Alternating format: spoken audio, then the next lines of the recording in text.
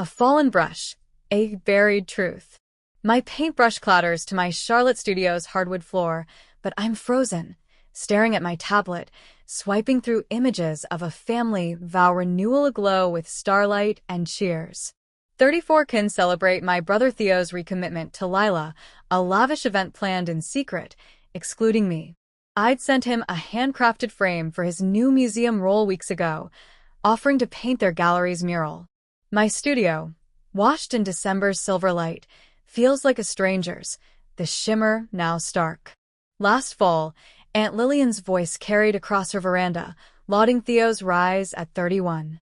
A curator prodigy, she proclaimed, brushing off my art restoration business as touching up old canvases. My parents nodded over iced coffee, ignoring my $180,000 studio lease. My pulse races as I text Mom. Why wasn't I invited? Her pause drips with condescension. Lillian thought you'd dim Theo's spotlight. The word sear. Dim? I'm mid-aced. I call Lillian. Why shut me out? Her voice is cold. Theo deserves his moment. We agreed as a family. I'm his only sister. I argue, but she snaps. Don't cause a rift, Nora, or you'll sever ties. A group text from Lillian buzzes, mistakenly sent to me. Kept Nora out. Cleaner this way. I screenshot it, evidence of their plot. At my parents' riverfront cabin near Beaufort, Mom dodges my eyes. We wanted Theo's day unspoiled, she says, glancing at my screenshot. You stir things up. Cousin Elise mentions Theo's ceremony at Starlight Hall, $120, 000, 170 guests, assuming I'm included. Mom hesitates. The family thinks you're too ambitious, she confesses. My business, grossing $280,000 last year, is a pastime. I leave, their story choking me. My friend Maya arrives with pastries and insight. They're rewriting your role, she says, dusting sugar off her hands. I plan an art restoration exhibit in Greenville, September 5th, clashing with Theo's ceremony. Lillian calls, enraged. You're tearing us apart. I stand firm. Mom and Lillian visit, offering ceremony access if I cancel. I unveil my restored paintings, my truth. This is my legacy, I say. Mom murmurs.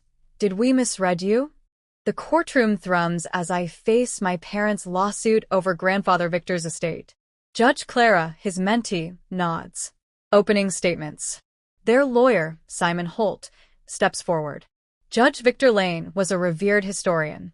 In his final years, after losing his wife, Iris, he was swayed by his granddaughter, Nora, to redirect his estate from his daughter, Evelyn, and her husband, Miles. The accusation cuts, but I breathe deeply, as Victor taught me in my first art critique. My lawyer, Lila, rises, her Piedmont accent crisp. The plaintiffs abandon Nora at 8 months, leaving her with Victor and Iris. 32 years of devotion outweigh claims from those who fled. The word fled echoes. I avoid Evelyn's gaze, adjusting her pearl brooch, or Miles, fidgeting with his cufflinks, parents who sent one letter at 16. Lila hands me a folder. They claim Victor cut Evelyn off. My fingers graze the paper. He sent $4,000 monthly, for 20 years. Lila grins. $960, 000 total. I have the receipts. Holt presents medical logs, alleging Victor's confusion. I clench my jaw. Victor debated Renaissance techniques over shrimp boils days before his heart failed. Lila counters with Iris's diaries, detailing Evelyn's no-shows and Victor's emails, unanswered pleas for connection. Neighbors testify. Mrs. Hart, who saw me restore Victor's studio, Dr. Vance, who taught me sketching when my parents skipped my exhibits. My mentor, Professor Quinn, confirms I never sought Victor's wealth. Evelyn's composure phrase. Miles shifts. A text from Lillian, meant for Evelyn, surfaces. Nora's exhibit will flop. Focus on Theo. The gallery stirs. My exhibit glows. Featured in Artisan Review. Clients quadruple. Lillian demands I decline the spotlight for Theo. I refuse. Hosting 35 guests at a Greenville loft, my restorations radiant under. Soft lights.